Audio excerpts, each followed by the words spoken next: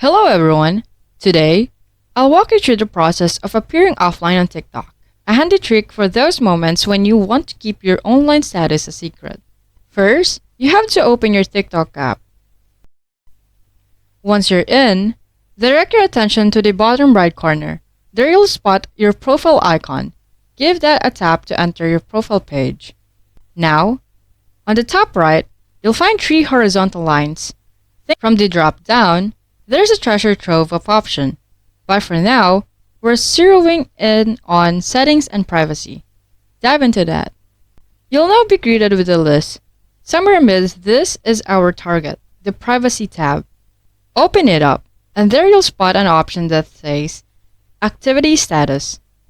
This little switch determines if the world sees you online or not. To go undercover, simply toggle this switch off. This simple yet effective tweak ensures you maintain a semblance of privacy in the bustling world of TikTok. Remember, it's always good to have a control over your online presence. Thanks for joining today. If you found this guide helpful, please don't forget to like, subscribe, and hit the notification bell for more updates. Until next time, bye-bye!